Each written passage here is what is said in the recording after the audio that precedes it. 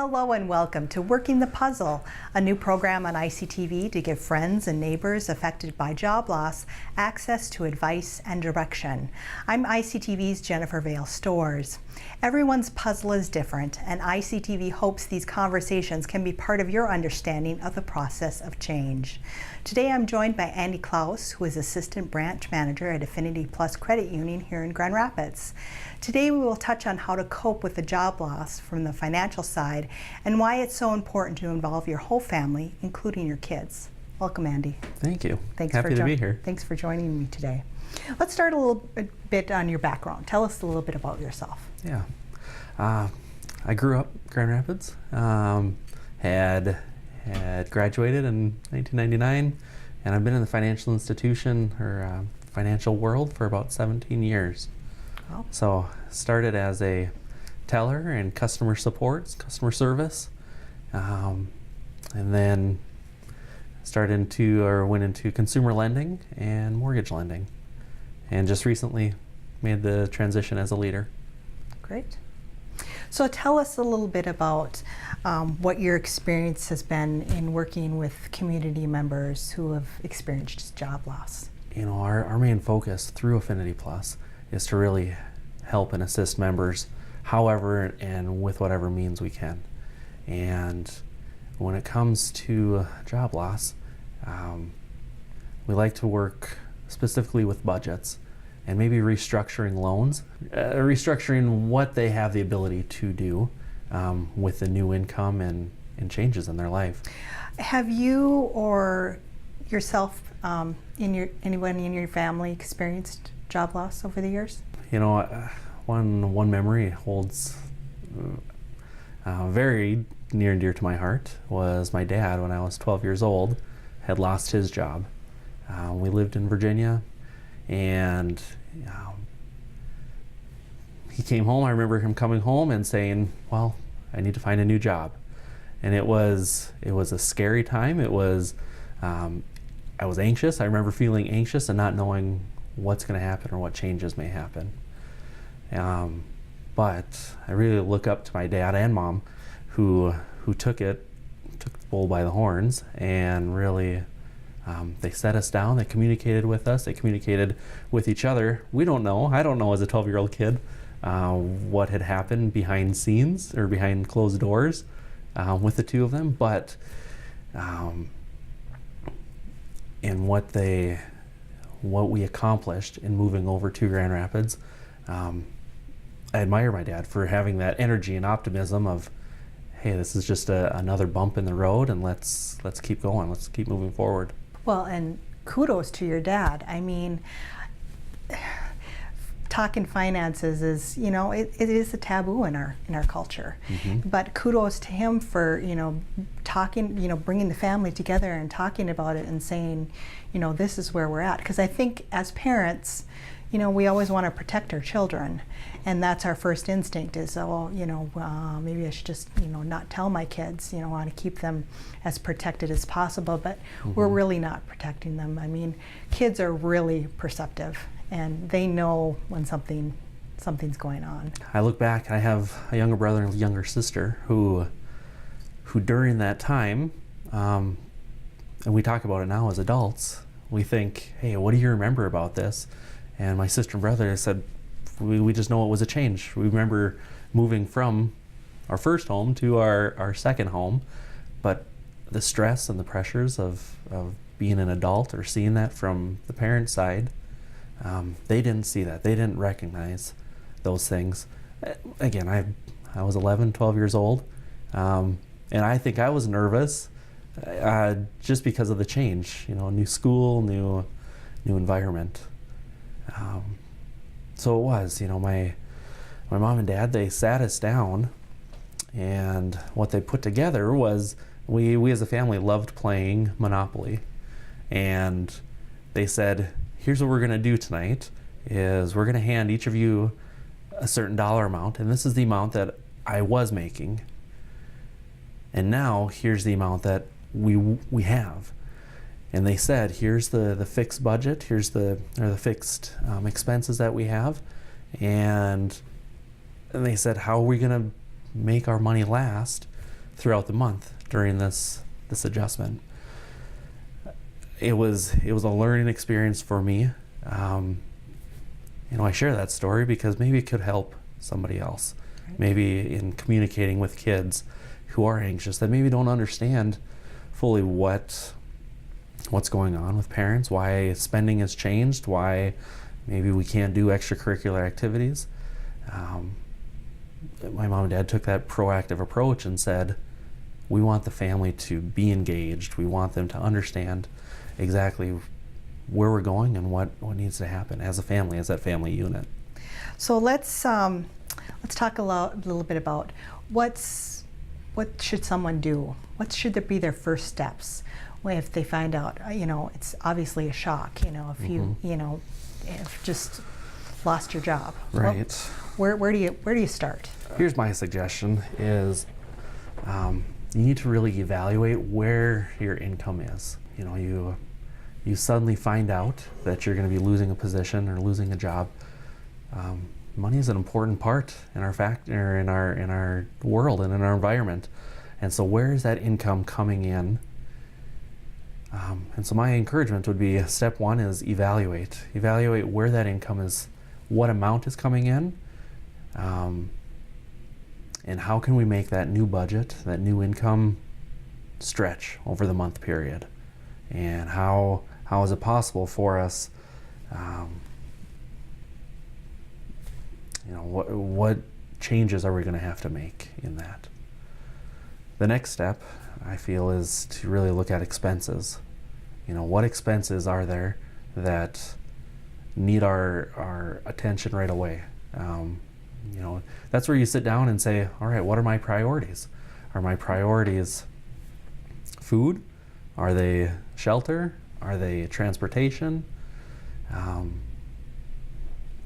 person loses a position, loses income, and usually you go down to the bare essentials, the necessities of life.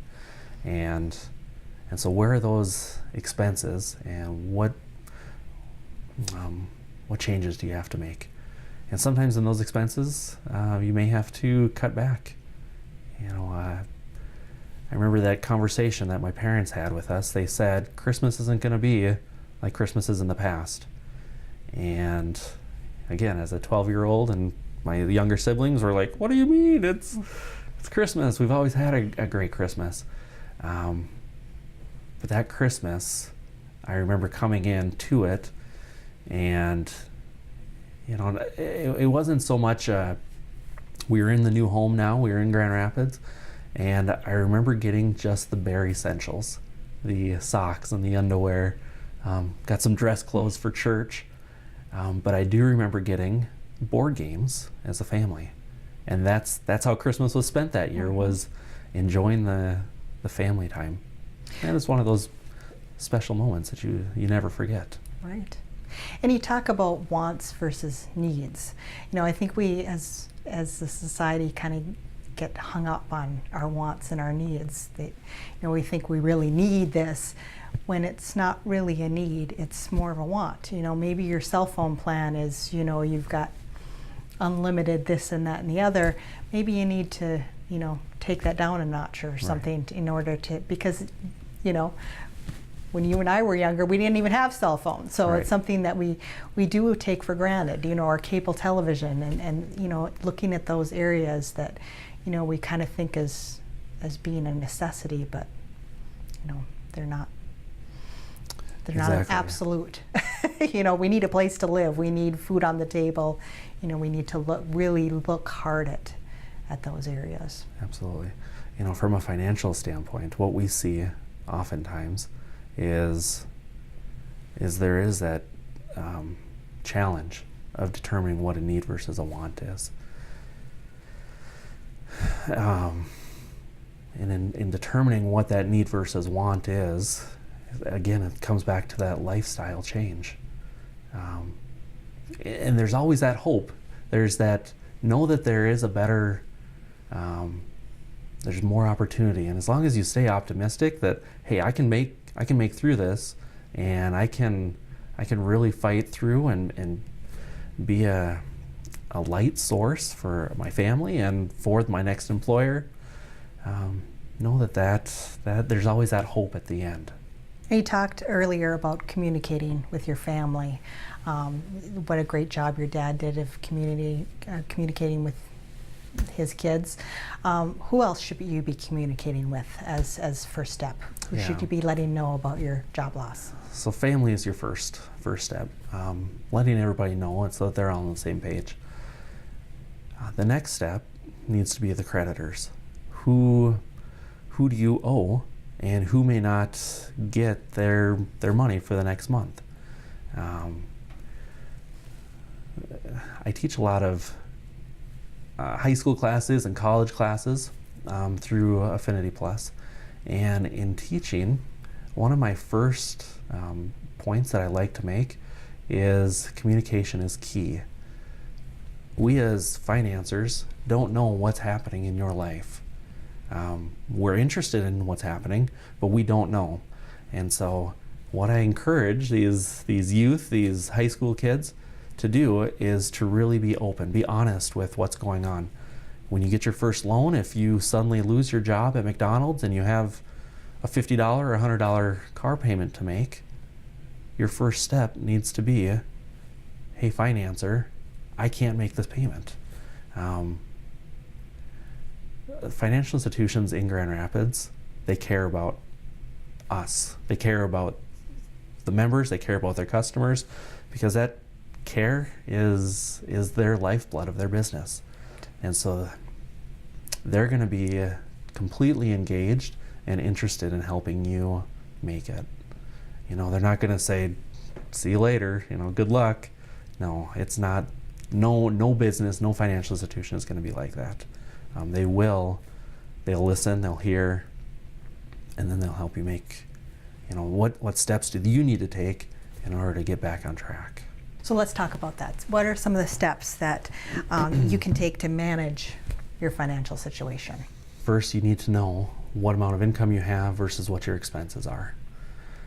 What we see a lot of times is that husband and wives or families, they're not always communicating what the expenses are.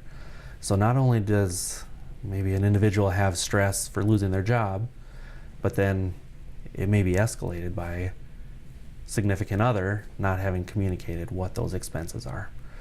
So as hard as it's going to be, go and have a coffee at Caribou, sit down, figure out what are our expenses and how can we make this work together. The second step is that communication with the financer, going to them and saying, here's the situation, here's what I can do, here's the amount of income that we have. I may be short. And you as an individual, you're going to have to ask that question, what are your priorities? Is the priority food, shelter, transportation, or is it to make sure your car payment is made? Or is it to make sure maybe an unsecured debt is paid? In these situations, those are the tough questions to ask. What we suggest is to first focus on your family. Focus on what is best for you.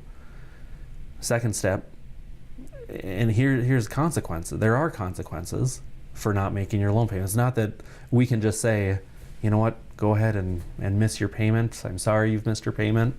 And we forgive it. It's not, that's part of the credit report and credit history. And it's also part of life. So the consequences to missing those payments, let me maybe share that with you a little bit. The consequences are a missed payment on your credit report, which reduces your credit score. You're going to have additional late fees. There's going to be fees that potentially could accumulate. And then the overall consequence could be that how do you make up for what's been lost? How do you really come back from having this job loss? And again, I want to encourage that there is hope.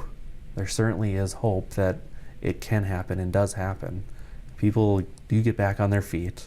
They do find the new positions, but they may have to be okay and content with what they have, and they're doing the best they can, and that is okay.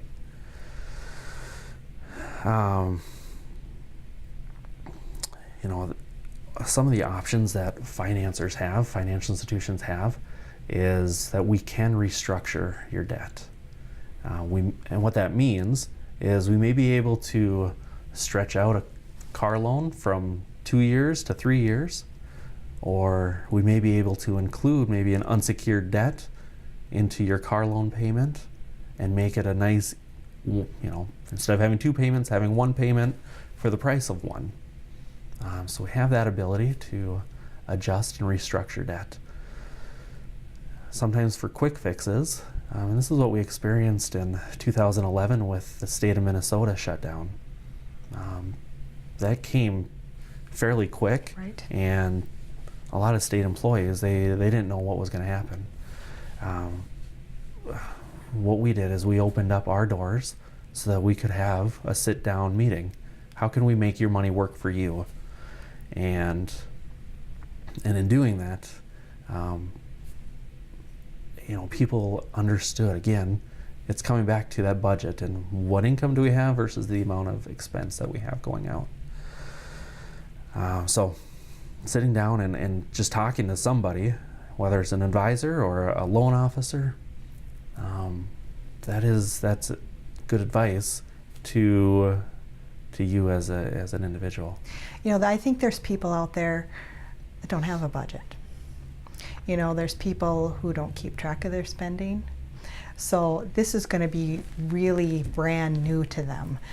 So it might be very helpful to go in and get some help, in trying to navigate your way through this. And maybe, it's going to the library and picking up some books about budgeting and learning about those things, because you need to know where the money is and where it's coming from and where it's going out. Right. And I think, nowadays I'm really kind of amazed, when I go in and pay for gas, and a lot of people say, oh, I don't need a receipt. They used a credit card, but I don't need a receipt. And I'm thinking, well, how do you keep track of how much you paid for gas? I mean, you have to, people just, oh, I don't need a receipt. And I'm always amazed, or people are going to a restaurant and people say, well, do you need a receipt? And I'm like, yeah, absolutely, I need a receipt, because I need to know what I'm paying. And I'm always just kind of amazed by people who, it's kind of this, oh, well, whatever, and I'm thinking, well, how do you know how much you spent on gas if Right. you didn't take your receipt and you're not keeping track of that? Is it just all kind of floating in the air there? So I think that's a really hard, if you're not used to doing that, I'm sure that's a really major, It's going to be difficult a change. step to make. Right, yeah, it'll be a lifestyle change. I share, like I said, we talk with high school students a lot of times, and in our presentation to the high school students, we do go over, let's go through an example budget and create a fictitious individual and say he's an engineer and he makes $100,000 a year. And then we go through a budget. Our next step then is to say, how are we going to keep track of this budget? And we bring out the register forms.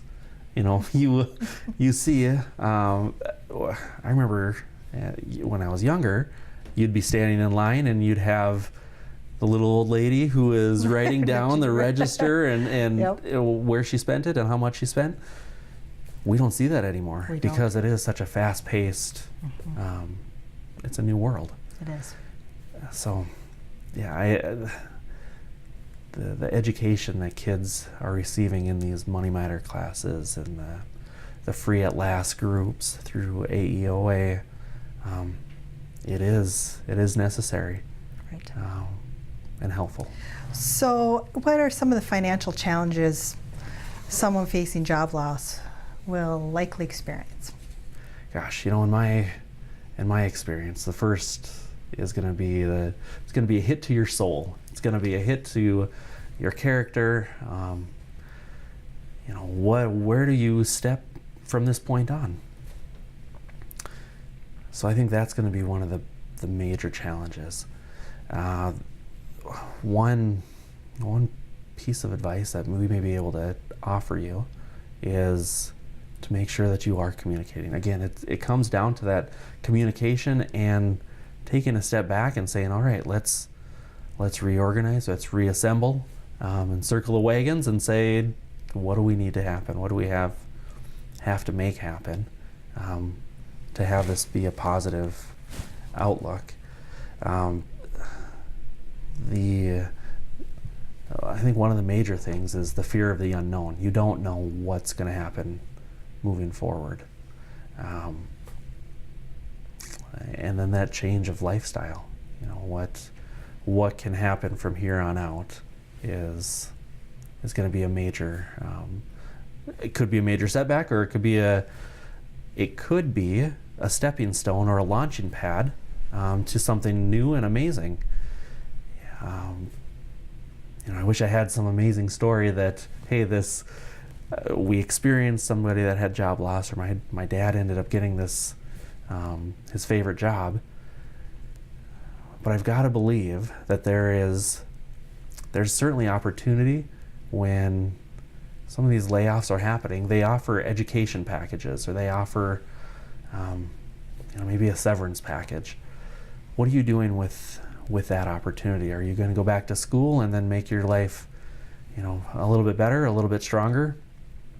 Or you take a pessimistic side and say, I really love that job, and not accept that change, the change in your life.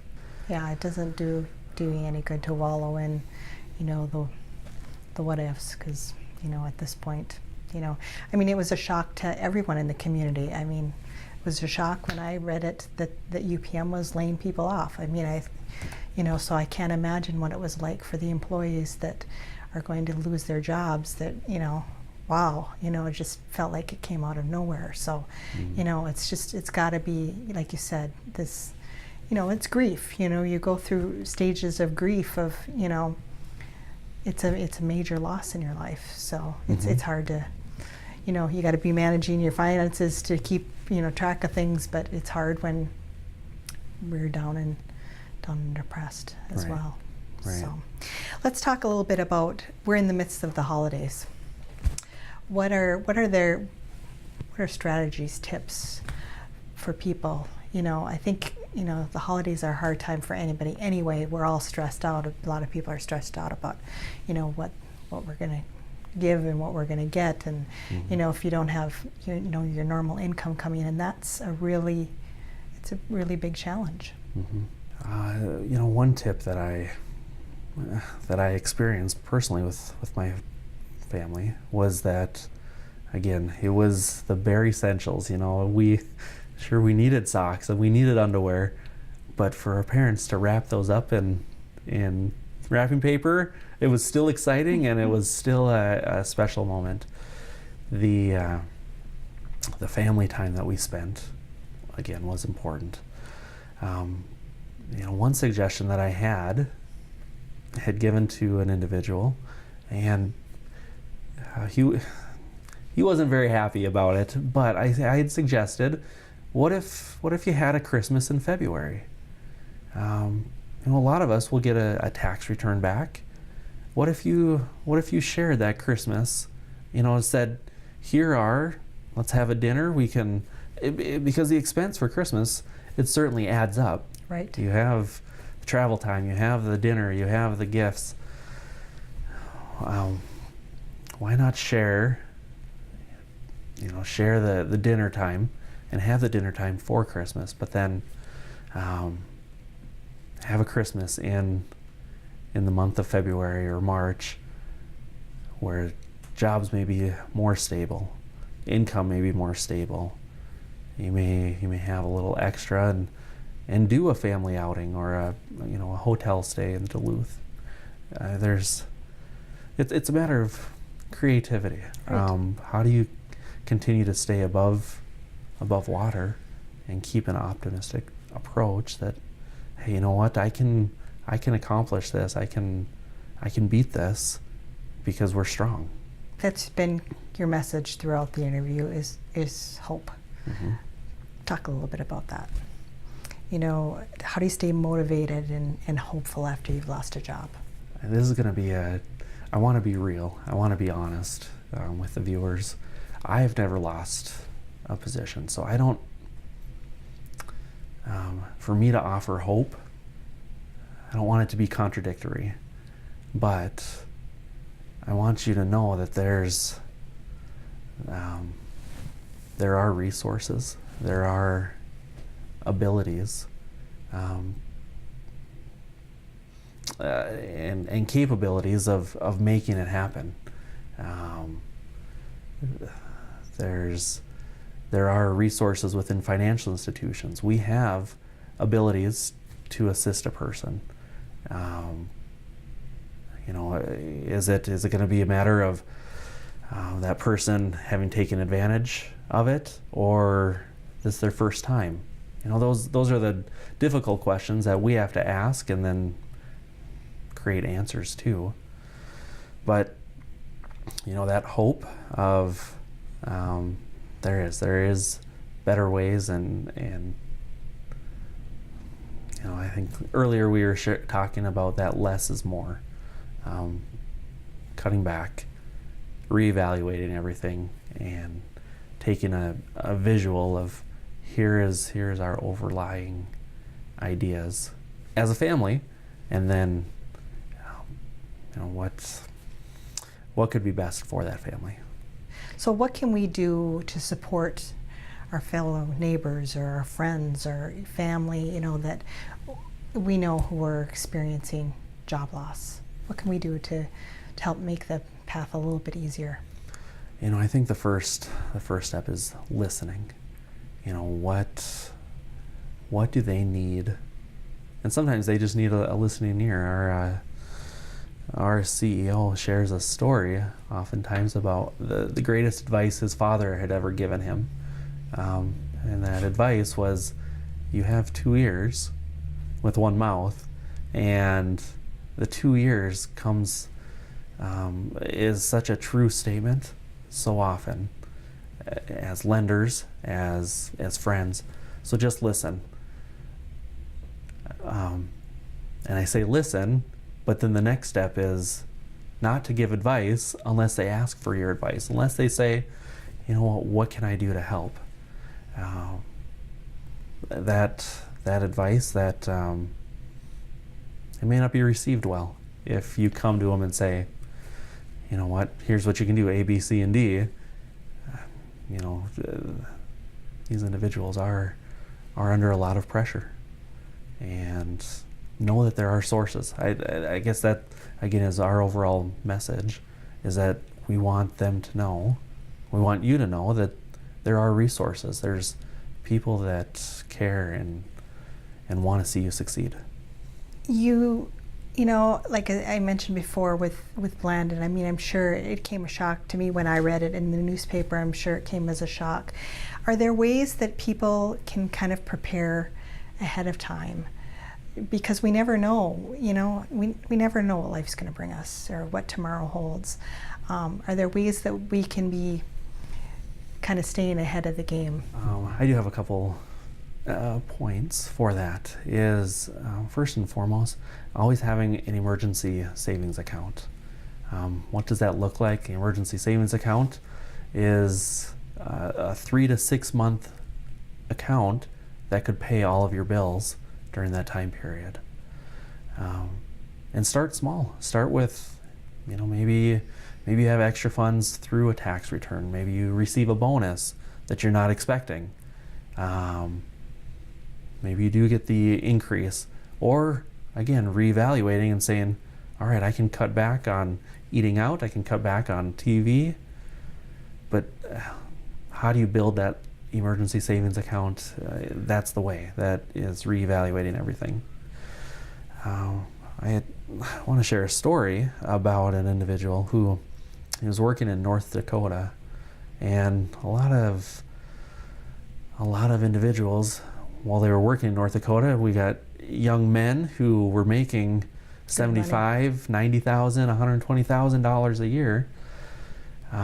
They all felt like they needed the newest and brightest trucks. We're talking $50,000, $60,000 vehicles. I had a young man come in who had requested a loan for $55,000. We ran through his scenario. He had only worked there for a short time in North Dakota, and I ended up saying, you know what, not at this time. I'd like you to save some money for a down payment towards it, and let's see how long this lasts. Well, this gentleman became very upset. Tossed my papers off my desk, and stormed out of the office. At that time, I'm thinking, oh gosh, did I make the right decision? Did we just lose a member? Is he going to go to another financial institution and find a loan? Those thoughts were going through my head. It was 3 or 4 months later. I heard, is Andy available in the lobby? And I picked my head up, and it was this gentleman.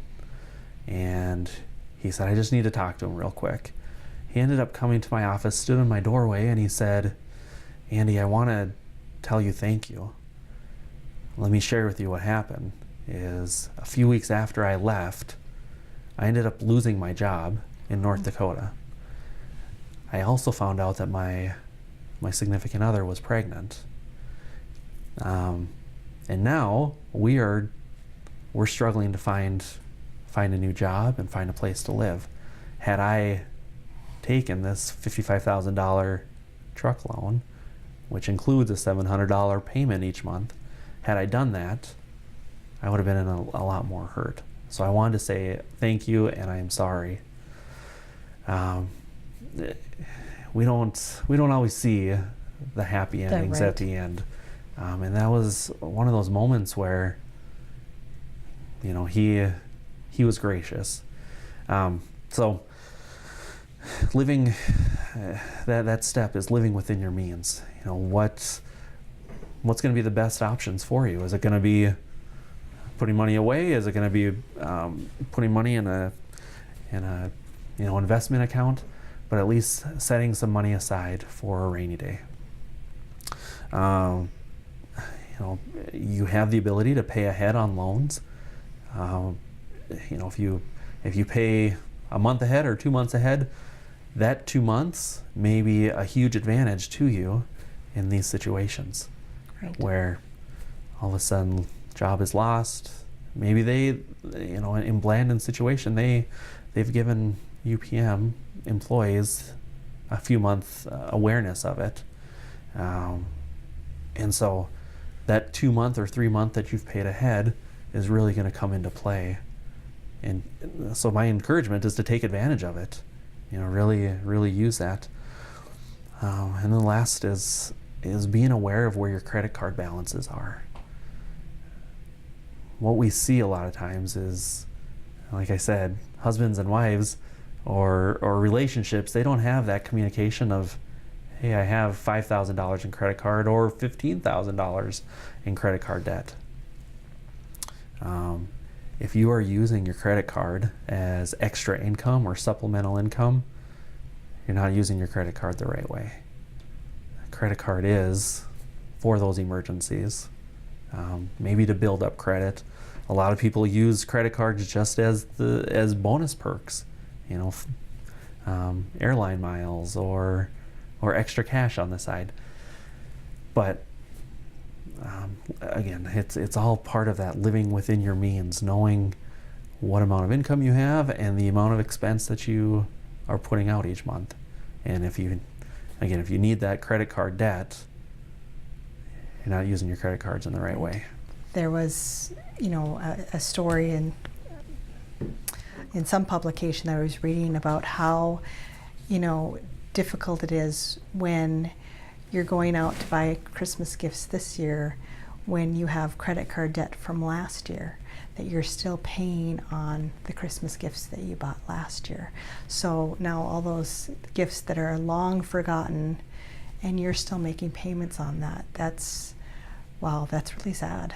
It's like you say, that's not the way to be using your credit card, you know.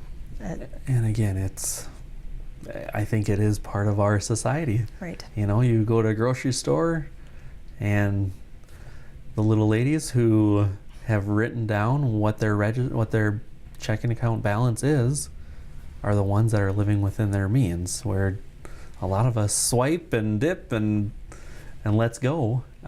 We have what we want. It's that immediate satisfaction that gets us in trouble a lot of times. Is there something that I've overlooked or missed that we need to touch on? You know, I guess I would love to share just a recap of, from a financial institution and a financial standpoint, here's our message. Our message is be hopeful. Do not wallow in that. And I know it's easier said than done, but know that this may be a launch pad of an opportunity to find other passions and other gifts and talents that you've been given. So take that and drive it. Maybe it's a matter of starting a new business, or maybe it's being educated or going for more education or further education. The other piece is just to be prepared. You know, the Boy Scout motto is to really be prepared, and be prepared financially, emotionally, physically. It's an all-encompassing be prepared. Be prepared for what may happen. Thank you. Mm-hmm. That's all for today. Thank you, Andy, for your insights. Viewers, if you have a topic you'd like to see on Working the Puzzle, please give us a call at ICTV at 218-999-0088 or email us at ictv@watchictv.org. Our mission is to strengthen the Itasca area through public access media, and your comments matter. Thanks for joining us.